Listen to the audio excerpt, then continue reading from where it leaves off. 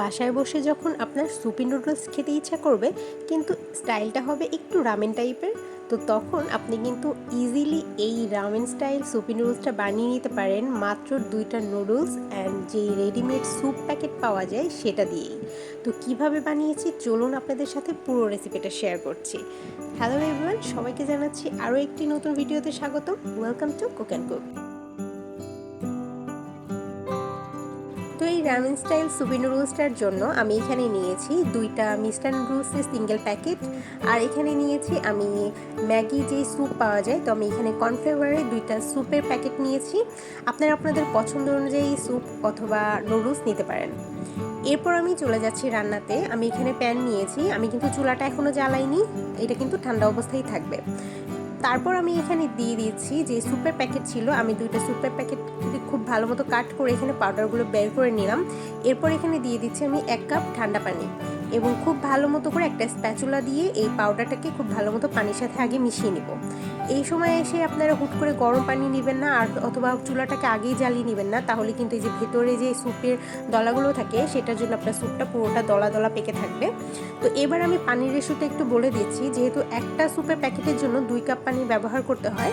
তো আমি এখানে প্রথমে 1 কাপ ব্যবহার করেছি, যেহেতু 2টা প্যাকেট নিয়েছি তার মানে আমার এখানে টোটাল 4 কাপ পানি দরকার। কিন্তু আমি এখানে পানি একটু বাড়িয়ে দিয়েছি, আমি টোটাল 5 কাপ পানি এখানে ব্যবহার করব। কারণ এখানে যেহেতু নুডলস দিয়েছি, নুডলসটা সেদ্ধ হওয়ার জন্য এবং নুডলসটা একটু গলানোর জন্য আমার পানিটা একটু বেশি দরকার হবে। কারণ নুডলসটা সেদ্ধ হওয়ার পর কিন্তু পানিটা একটু ঘন হয়ে যায় আরও বেশি। তো এখানে আমি আরও 4 কাপ পানি অ্যাড করে দিলাম। এখানে আমি কিন্তু গরম পানিটা অ্যাড করেছি বাই দ্য ওয়ে। এই সময় এসে গরম পানি অ্যাড করলে কোনো সমস্যা নেই, যেহেতু স্যুপটা কিন্তু আমরা খুব ভালো মতো আগে গলিয়ে নিয়েছি। এরপর আমি ওয়েট করেছি এরকম বলক আসা পর্যন্ত। যখন এরকম বলক চলে আসবে, নুডলসটা একটু সেদ্ধ সেদ্ধ হয়ে আসবে, এই সময় এসে আমি দিয়ে দিচ্ছি 1 টেবিল চামচের মতো টমেটো সস। আপনারা চাইলে এখানে চিলি সসটাও ব্যবহার করতে পারেন, আমি টমেটো সস এবং চিলি সস দুটো অ্যাড করেই ব্যবহার করেছি। আর এখানে দিয়ে দিচ্ছি আমি 1/2 টেবিল চামচের মতো ডার্ক সয়া সস। আপনারা ডার্ক সয়া সস বদলে যদি লাইট সয়া সস থাকে তাহলে পুরো 1 টেবিল চামচই ব্যবহার করবেন। এবং সব কিছুকে একসাথে খুব ভালো মতো নেড়ে চেড়ে মিশিয়ে নিচ্ছি। এরপর সবশেষে এখানে দিয়ে দিচ্ছি আমি 3টা কাঁচামরিচ এরকম কুচি করে নিয়েছি, আর দিয়ে দিচ্ছি যেই নুডলসের মশলা প্যাকেটটা আছে আমি সেটা দিয়ে দিলাম এখানে। খুব ভালো মতো নেড়ে চেড়ে এবার আমি চুলাটাকে বন্ধ করে আমি এবার নুডলসটাকে নামিয়ে নিচ্ছি।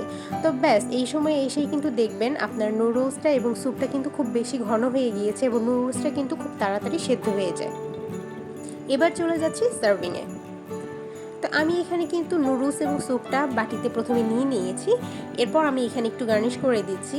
তো প্রথমে আমি এখানে দিয়ে দিচ্ছি গাজর। আমি গাজরটাকে একটু বাটার আর একটু সল্ট দিয়ে একটু সটে করে নিয়েছি একটু গার্নিশিংয়ের জন্য। আপনারা চাইলে এখানে বিনস অ্যাড করতে পারেন। আর দিয়ে দিচ্ছি স্পিনাচ, আমি এটাকেও কিন্তু একটু বাটারে সটে করে নিয়েছি সামান্য একটু লবণ ছিটিয়ে। আর দিয়ে দিচ্ছি ডিম, এটা ছাড়া কিন্তু রামেনটা একেবারেই অসম্পূর্ণ। আর একটুখানি পুদিনা পাতা দিয়ে আমি সার্ভ করে দিচ্ছি। উপর দিয়ে একটুখানি ছিটিয়ে দিচ্ছি সাদা তিল। ব্যাস রেডি হয়ে গেল আপনার একেবারে সুপি নুডলস রামেন স্টাইলে। যে এটা খেতে যে কি মজা, আমার ফ্যামিলি কিন্তু একটু পরপরই মানে 2 দিন পরপরই খালি এই নুডলসটার রিকোয়েস্ট থাকে যে সুপি নুডলস খাবো, সুপি নুডলস খাবো। বিশেষ করে আমার ছেলেটা খুবই পছন্দ করে। তো কেমন লাগলো আজকের এই রেসিপি অবশ্যই কিন্তু আমাকে জানাতে ভুলবেন না কমেন্টের মাধ্যমে। আর যদি ভালো লেগে থাকে লাইক করবেন ভিডিওতে, আর সাবস্ক্রাইব করে আমার পাশেই থাকবেন।